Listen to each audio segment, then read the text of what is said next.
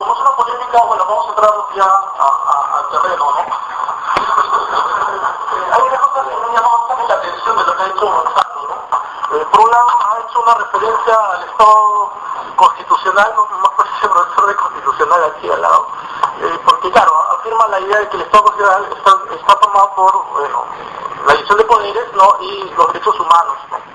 Que es correcto, ¿no? Esa es la definición de Estado constitucional.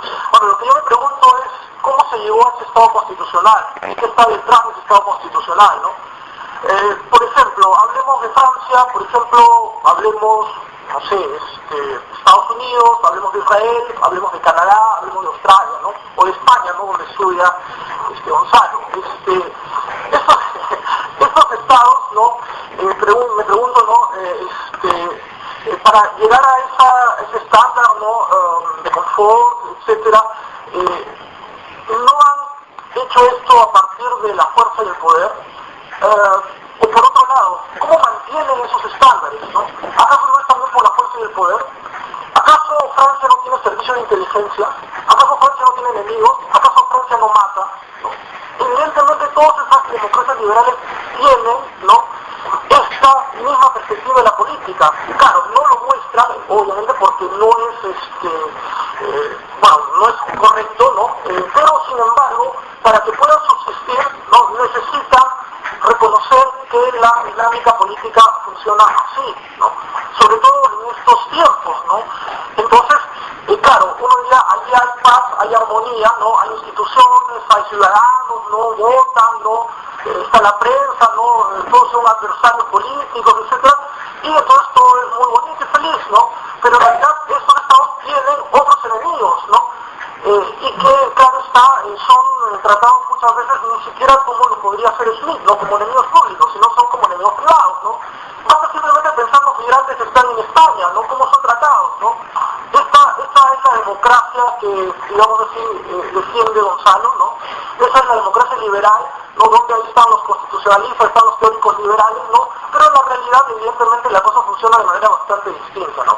Entonces, lo primero que quería hacer es señalar que la visión del realismo político sigue absolutamente vigente en las democracias liberales, ¿no?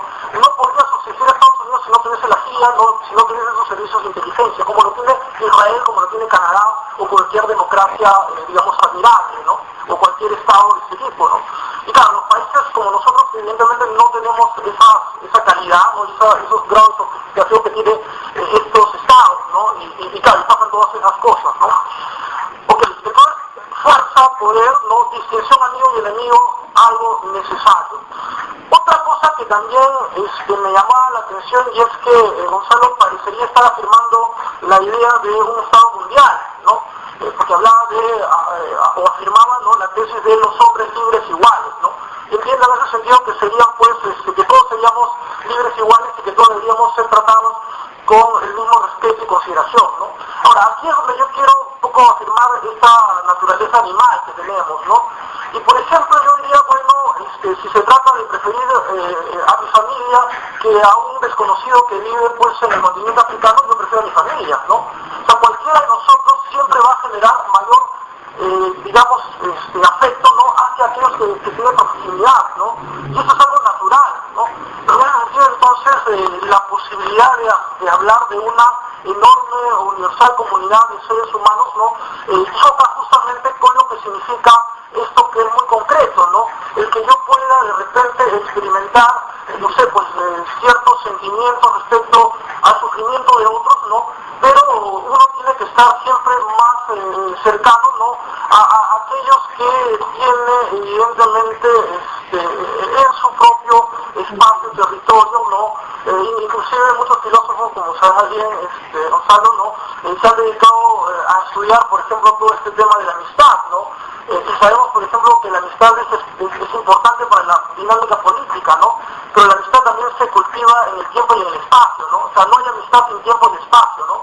Por lo tanto, pues, digamos, si, como decía, yo tengo acá una comunidad que vive a miles de kilómetros de mi casa, ¿no? Yo tengo que darle el mismo trato que a mi gente que está en mi espacio y con lo que comparto el tiempo, ¿no?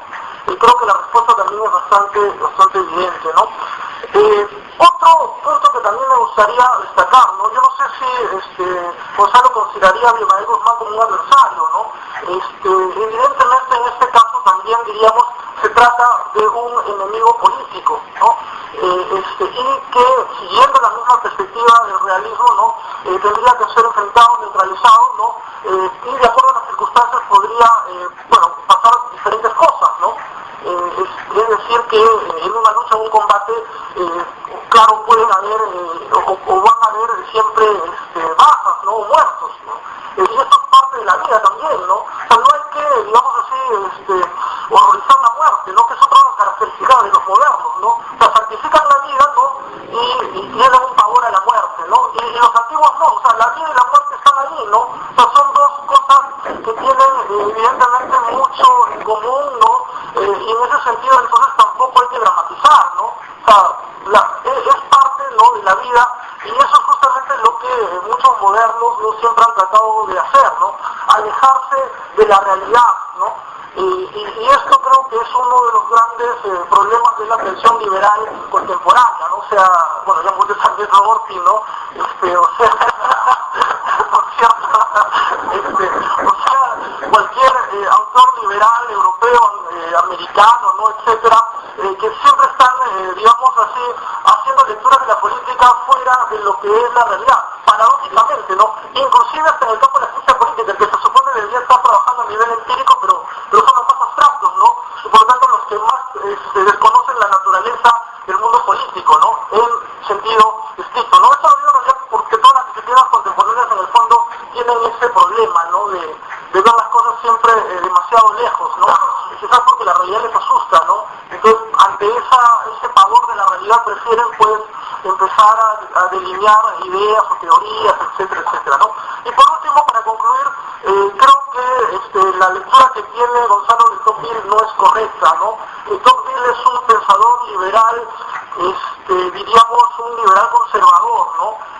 Y en ese caso, creo que las ideas de Tocqueville estarían más cerca de sus ideas que las de Gonzalo, ¿no?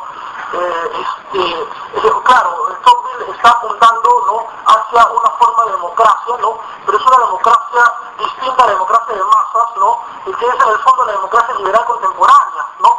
Que a pesar de afirmar la idea de la diferencia, ¿no? En realidad nos manejan o nos llevan hacia una forma establecida de conducta y de comportamiento, ¿no? Pero retornando a lo que Tocqueville decía, por ejemplo, él está convencido, ¿no? De que es necesario que las personas que están abajo, ¿no? Vayan cada vez, digamos así, subiendo una suerte de escalera hasta alcanzar los niveles superiores, ¿no? Es decir, una democracia de abajo hacia arriba. Pero ¿quiénes están arriba? Obviamente arriba están las personas que tienen carácter, ¿no? Esto es, aquellos que han sido educados a través de una educación liberal o sentimental, ¿no? Y que por lo tanto pueden tener cierto control sobre sus pasiones y emociones, ¿no? Entonces, evidentemente, el modelo de Tocqueville es un modelo de élite, ¿no? Es decir, no es que desprecien a los de abajo, sino que más bien ayudan para que suban, ¿no? Pero claro, siempre vamos a encontrar que nunca existirá pues una república universal, ¿no? Es decir, no todos pueden ser personas moderadas, ¿no? No todos pueden ser hombres libres, ¿no? O sea, lamentablemente la libertad siempre va a estar reducida, ¿no? Por lo menos así es como lo pensaban los grandes nombres del liberalismo clásico, ¿no? Donde yo podría ubicar a Tocqueville, ¿no? Entonces, ojo con eso, ¿no? O sea, Tocqueville no tiene nada que ver con Taylor, no tiene nada que ver con Rorty, porque esos son autores, Rorty y Taylor, ¿no? Que corresponden más bien a una distorsión del liberalismo, ¿no? Que es ya un producto yanqui, ¿no? Típicamente, ¿no? Ok.